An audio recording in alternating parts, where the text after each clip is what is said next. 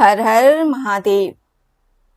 आज हम श्री शिव महापुराण की विद्वेश्वर संहिता के 15वें अध्याय का पाठ करने जा रहे हैं। महादेव की कृपा और आशीर्वाद हम सभी पर सदैव बनी रहे।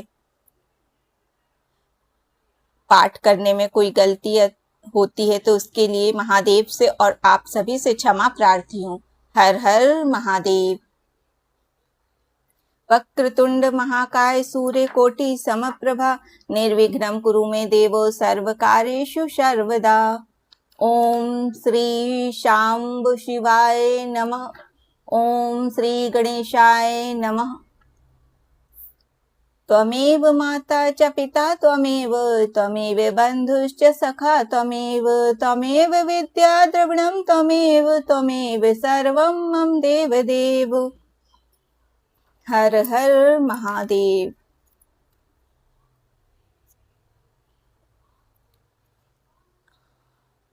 अथ पंचदशो अध्याय। देश, काल, पात्र और दान आदि का विचार। ऋषि गण बोले, समस्त पदार्थों के ज्ञाताओं में श्रेष्ठ हे सूत जी, अब आप क्रमशः देश, काल आदि का वर्णन करें। सूत जी बोले, हे महर्षियों, देव यज्ञ आदि कर्मों में अपना शुद्ध ग्रह समान फल देने वाला होता है, अर्थात अपने घर में किए हुए देव यज्ञ आदि शास्त्रोक्त कर्म फल को सममात्रा में देने वाले होते हैं। गौशाला का स्थान घर की अपेक्षा 10 गुना फल देता है। जलाशय का तट उससे भी 10 गुना महत्व रखता है तथा जहाँ बेल, तुलसी एवं पीपल वृक्ष का मूल निकट हो, वह स्थान जलाशय से भी 10 गुना अधिक फल देने वाला होता है। देवालय को उससे भी 10 गुना महत्व का स्थान जानना चाहिए। तीर्थ भूमि का तट देवालय से भी 10 गुना महत्व रखता है और उससे 10 गुना श्रेष्ठ है नदी का किनारा। उससे 10 गुना उत्कृष्ट है तीर्थ नदी का तट और उससे भी 10 गुना महत्व रखता है सप्त गंगा नामक नदियों का तीर्थ। गंगा, गोदावरी, कावेरी, ताम्रपर्णी, सिंधु, सरयू और नर्मदा, इन 7 नदियों को सप्तगंगा कहा गया है। समुद्र के तट का स्थान इनसे भी 10 गुना अधिक पवित्र माना गया है और पर्वत के शिखर का प्रदेश समुद्र तट से भी 10 गुना पावन है। सबसे अधिक महत्व का वह स्थान जानना चाहिए जहां मन लग जाए। यहाँ तक देश का वर्णन हुआ। अब काल का तारतम्य बताया जाता है। सत्युग में यज्ञ, दान आदि कर्म पूर्ण फल देने वाले होते हैं, ऐसा जानना चाहिए। त्रेता युग में उसका 3/4 फल मिलता है। द्वापर में सदा आधे ही फल की प्राप्ति कही गई है। कलयुग में 1/4 ही फल की प्राप्ति समझनी चाहिए और आधा कलयुग बीतने पर उस फल में से भी 1/4 कम हो जाता है। शुद्ध अंतःकरण वाले पुरुष को शुद्ध एवं पवित्र दिन समफल देने वाला होता है। हे विद्वान ब्राह्मणों, सूर्य संक्रांति के दिन किया हुआ सत्कर्म पूर्वोक्त शुद्ध दिन की अपेक्षा 10 गुना फल देने वाला होता है। यह जानना चाहिए, उससे भी 10 गुना अधिक महत्व उस कर्म का है जो विषुव नामक योग में किया जाता है। दक्षिणायन आरंभ होने के दिन अर्थात कर्क की संक्रांति में किए हुए पुण्य कर्म का महत्व विषुव से भी 10 गुना अधिक माना गया है। उससे भी 10 गुना अधिक मकर संक्रांति में और उससे भी 10 गुना अधिक चंद्र ग्रहण में किए हुए पुण्य का महत्व है। सूर्य ग्रहण का समय सबसे उत्तम है। उसमें किए गए पुण्य कर्म का फल चंद्र ग्रहण से भी अधिक और पूर्ण मात्रा में होता है। इस बात को विज्ञ पुरुष जानते हैं। जगत रूपी सूर्य का राहु रूपी विष से संयोग होता है, इसलिए सूर्य ग्रहण का समय रोग प्रदान करने वाला है। अतः उस विष की शांति के लिए उस समय स्नान, दान और जप करना चाहिए। वह काल विष की शांति के लिए उपयोगी होने के कारण पुण्यप्रद माना गया है। जन्म नक्षत्र के दिन तथा व्रत की पूर्ति के दिन का समय सूर्य ग्रहण के समान ही समझा जाता है, परंतु महापुरुषों के संगम का काल करोड़ों सूर्य ग्रहण के समान पावन है, ऐसा ज्ञानी पुरुष मानते हैं। तपोनिष्ठ योगी और ज्ञाननिष्ठ यति ये पूजा के पात्र हैं, क्योंकि ये पापों के नाश में कारण होते हैं। जिसने 24 लाख गायत्री का जप कर लिया हो, वह ब्राह्मण भी पूजा का पात्र है। उसका पूजन संपूर्ण फलों और भोगों को देने में समर्थ है, जो पतन से त्राण करता और अर्थात नरक में गिरने से बचाता है। उसके लिए इसी गुण के कारण शास्त्र में पात्र शब्द का प्रयोग होता है। वह दाता को पाप से त्राण प्रदान करने के कारण पात्र कहलाता है। ज्योतिष के अनुसार वह समय जबकि सूर्य विषुव रेखा पर पहुंचता है और दिन तथा रात दोनों बराबर होते हैं, यह वर्ष में 2 बार आता है। एक तो सौर चैत्र मास की नवमी तिथि या अंग्रेजी दिनांक 21 मार्च को और दूसरा अश्विन की नवमी तिथि या अंग्रेजी दिनांक 22 सितंबर को।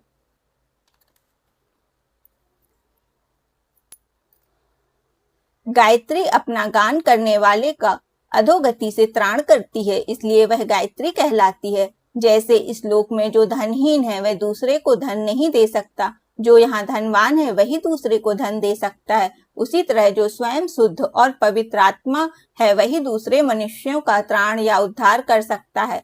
जो गायत्री का जप करके शुद्ध हो गया है वही शुद्ध ब्राह्मण कहा जाता है। इसलिए दान, जप, होम, पूजा इन सभी कर्मों के लिए वही शुद्ध पात्र है। ऐसा ब्राह्मण ही दान लेने तथा रक्षा करने की पात्रता रखता है। स्त्री हो या पुरुष, जो भी भूखा हो वही अन्नदान का पात्र है। श्रेष्ठ ब्राह्मण को समय पर बुलाकर उसे धन अथवा उत्तम वाणी से संतुष्ट करना चाहिए। इससे अभीष्ट फल की प्राप्ति होती है। जिसको जिस वस्तु की इच्छा हो उसे वह वस्तु बिना मांगे ही दे दी जाए तो दाता को उस दान का पूरा फल प्राप्त होता है। ऐसी महर्षियों की मान्यता है। जो याचना करने के बाद दिया गया हो वह दान आधा ही फल देने वाला बताया गया है। अपने सेवक को दिया हुआ दान 1/4 फल देने वाला कहा गया है। हे विप्रवरों, जो जाति मात्र से ब्राह्मण है और दीनता पूर्ण वृत्ति से जीवन बिताता है, उसे दिया हुआ धन का दान दाता को इस भूतल पर 10 वर्षों तक भोग प्रदान करने वाला होता है। वही दान यदि वेदवेत्ता ब्राह्मण को दिया जाए तो वह स्वर्गलोक में देवताओं के 10 वर्षों तक दिव्य भोग देने वाला होता है। गायत्री जापक ब्राह्मण को दान देने से सत्यलोक में 10 वर्षों तक पुण्य भोग प्राप्त होता है और विष्णु भक्त ब्राह्मण को दिया गया दान वैकुंठ की प्राप्ति कराने वाला जाना जाता है। शिव भक्त विप्र को दिया हुआ दान कैलाश की प्राप्ति कराने वाला कहा गया है। इस प्रकार सबको इन लोकों में भोग प्राप्ति के लिए दान देना चाहिए।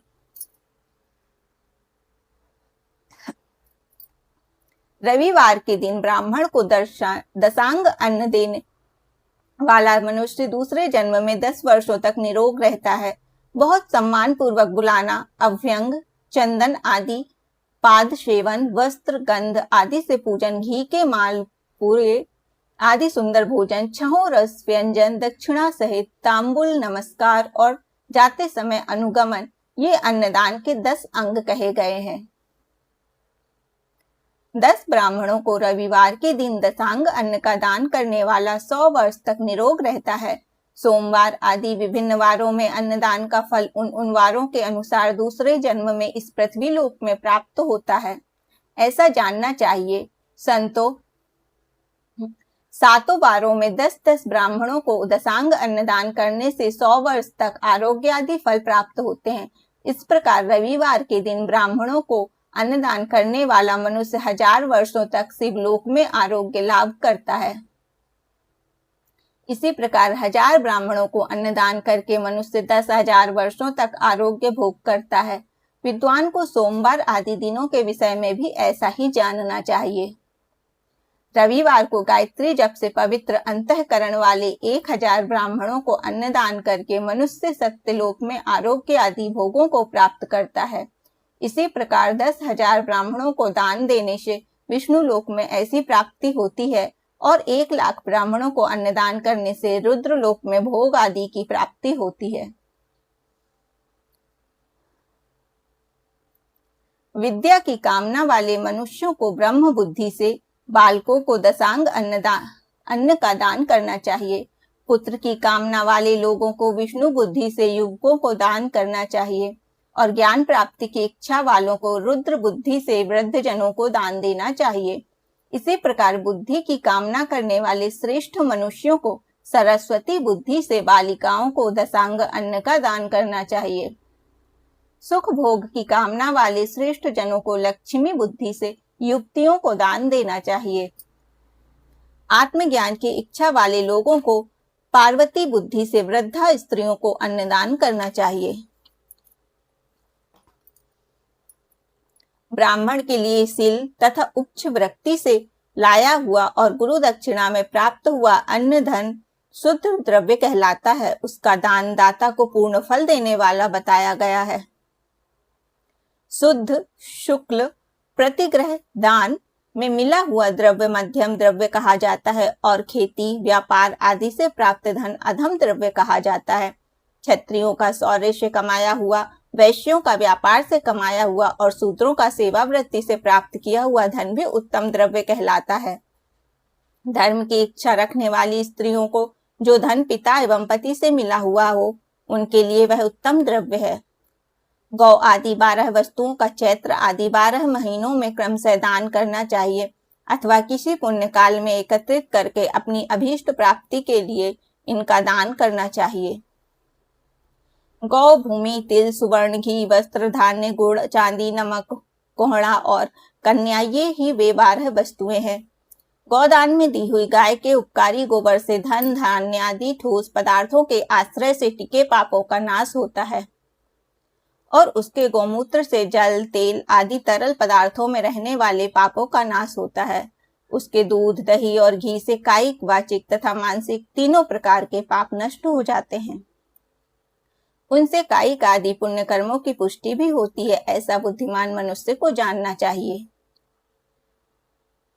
हे ब्राह्मणों, भूमि का दान इहलोक और परलोक में प्रतिष्ठा, आश्रय की प्राप्ति कराने वाला है। तिल का दान बलवर्धक एवं मृत्यु का निवारक कहा गया है। किसान के द्वारा खेत में बोए हुए अन्न को काट कर ले जाने के बाद उनसे गिरे हुए एक एक दाने को दोनों अंगुलियों से चुनने या उठाने को उच्च तथा उक्त खेत में एक एक बाल धान्य के गुच्छों को चुनने को सिल कहते हैं। उच्छो धन्य कणा दानम कणिशाधर्जनम सिलम। मनुस्मृति के टीकाकार आचार्य श्री राघवानंद जी ने बाजार आदि में क्रय विक्रय के अनंतर गिरे हुए अन्न के दानों के चुनने को उच्च और खेत कट जाने के बाद खेत में पड़े हुए धान्य आदि की बालों को बीनना सिल कहा है। सुवर्ण का दान जठराग्नि को बढ़ाने वाला तथा वीर्यदायक है। घी के दान को पुष्टिकारक जानना चाहिए। वस्त्र का दान आयु की वृद्धि कराने वाला है, ऐसा जानना चाहिए। धान्य का दान अन्न की समृद्धि में कारण होता है। गुड़ का दान मधुर भोजन की प्राप्ति कराने वाला होता है। चांदी के दान से वीर्य की वृद्धि होती है। लवण का दान सणरस भोजन की प्राप्ति कराता है। सब प्रकार का दान संपूर्ण समृद्धि की सिद्धि के लिए होता है। विज्ञ पुरुष कुष्मांड के दान को पुष्टिदायक मानते हैं। कन्या का दान आजीवन भोग देने वाला कहा गया है। हे ब्राह्मणों, वह लोक और परलोक में भी संपूर्ण भोगों की प्राप्ति कराने वाला है। कटहल, आम, कैथ आदि के वृक्षों के फल, केला आदि औषधियों के फल तथा जो फल लता एवं गुल्मों से उत्पन्न हुए हों, मुष्ट आवरण युक्त फल जैसे नारियल, बादाम आदि, उड़द, मूंग आदि दालें, साग, मिर्च, सरसों आदि तेल, मसाले और ऋतुओं में तैयार होने वाले फल समय समय पर बुद्धिमान व्यक्ति द्वारा दान किए जाने चाहिए। विद्वान पुरुष को चाहिए कि जिन वस्तुओं से श्रवण आदि इंद्रियों की तृप्ति होती है, उनका सदा दान करे। श्रोत्र आदि 10 इंद्रियों के जो शब्द आदि 10 विषय हैं, उनका दान किया जाए तो वे भोगों की प्राप्ति कराते हैं तथा दिशा आदि इंद्रिय देवताओं को संतुष्ट करते हैं। वेद और शास्त्र को गुरुमुख से ग्रहण करके गुरु के उपदेश से अथवा स्वयं ही बोध प्राप्त करने के पश्चात जो बुद्धि का यह निश्चय होता है कि कर्मों का फल अवश्य मिलता है, इसी को उच्च कोटि की आस्तिकता कहते हैं। भाई, बंधु अथवा राजा के भय से जो आस्तिकता, बुद्धि या श्रद्धा होती है, वह कनिष्ठ श्रेणी की आस्तिकता है। श्रवण इंद्रिय के देवता दिशाएं, नेत्र के सूर्य, नासिका के अश्विनी कुमार, रसनेन्द्रिय के वरुण, त्वगिंद्रिय के वायु, वागींद्रिय के अग्नि, लिंग के प्रजापति, गुदा के मित्र, हाथों के इंद्र और पैरों के देवता विष्णु हैं।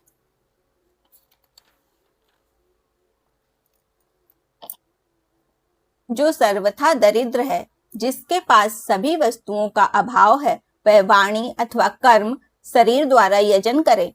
मंत्र, स्तोत्र और जप आदि को वाणी द्वारा किया गया यजन समझना चाहिए तथा तीर्थ यात्रा और व्रत आदि को विद्वान पुरुष शारीरिक यजन मानते हैं। जिस किसी भी उपाय से थोड़ा हो या बहुत देवतार्पण बुद्धि से जो कुछ भी दिया अथवा किया जाए, वह दान या सत्कर्म भोगों की प्राप्ति कराने में समर्थ होता है। तपस्या और दान, ये दो कर्म मनुष्य को सदा करने चाहिए तथा ऐसे ग्रह का दान करना चाहिए जो अपने वर्ण, चमक दमक या सफाई और गुण, सुख सुविधा से सुशोभित हो। बुद्धिमान पुरुष देवताओं की तृप्ति के लिए जो कुछ देते हैं, वह अतिशय मात्रा में और सब प्रकार के भोग प्रदान करने वाला होता है। उस दान से विद्वान पुरुष इलोक और परलोक में उत्तम जन्म और सदा सुलभ होने वाला भोग पाता है। ईश्वरार्पण बुद्धि से यज्ञ, दान आदि कर्म करके मनुष्य मोक्ष फल का भागी होता है। जो मनुष्य इस अध्याय का सदा पाठ अथवा श्रवण करता है, उसे धार्मिक बुद्धि प्राप्त होती है तथा उसमें ज्ञान का उदय होता है। हर हर महादेव। इस प्रकार श्री शिव महापुराण के अंतर्गत प्रथम विद्वेषर संहिता में देश, काल, पात्र आदि का वर्णन नामक 15वां अध्याय पूर्ण हुआ। हर हर महादेव। महादेव की करुणा, कृपा, आशीर्वाद हम सभी पर सदैव बनी रहे। हर हर महादेव।